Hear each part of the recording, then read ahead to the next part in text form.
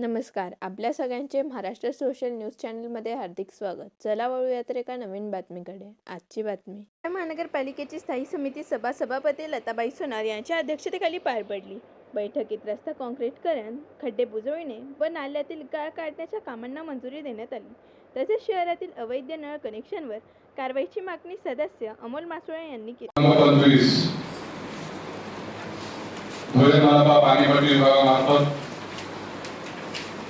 Online प्रणालीतून दुबारा जे नळ कनेक्शन 19 नळ कनेक्शन असे आले की ते रेकॉर्ड आहे आणि जवळजवळ 10,35,769 इतकी जी रक्कम आहे ती आपल्याला बिलातून आता हे करावं लागेल.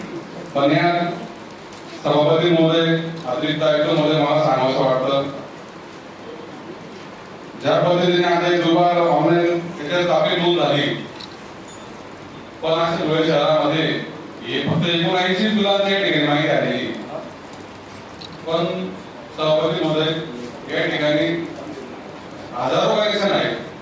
हे 10 लाख आपण परत देतोय, ही आपलं जबाबदारी झाली, आपला प्रामाणिकपणा झाला महापालिकेचा की त्या लोकांनी तक्रार केली असेल. आपण जे आपल्या पाणी पुरवठ्याचे विभागातील जे कर्मचारी त्यांनी ते बघून तपासून चांगलं काम आहे नागरिकांच्या ह्याच्यातून एक सेवा आहे ती आपली. पण माझं या ठिकाणी मत आहे की आपल्या धुळे महानगरपालिकेच्या पाणी पुरवठा विभागाच्या माध्यमातून जे अशा अनेक अनधिकृत नळ आहेत, हजारो अनधिकृत नळ आहेत, ही आपली इमानदारी महापालिकेची की आपण 10 लाख रुपये आपण त्याचे नळ कनेक्शन तपासून आपण ते करतो.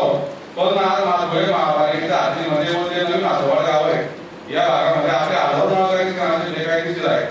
त्याच्यातून आपण लाखो रुपये उत्पन्न होत आहे. तर या ठिकाणी माझी मागणी राहील सभागृहातील सदस्य म्हणून की आपण यावर देखील एक पॉलिसी तयार करून येणाऱ्या काळात म्हणजे पुढच्या मिटिंगच्या पहिलेच, कारण हा विषय मी आता घेताना पुढच्या मिटिंगला या ठिकाणी आम्ही विचारणा करणार आहोत की या विषयावर संबंधित विभागाने काय काम केलेलं आहे. बातमी आवडल्यास चॅनलला लाईक व सबस्क्राईब करा व दररोज अशा नवनवीन बातम्या पाहण्यासाठी चॅनलला फॉलो करा. धन्यवाद.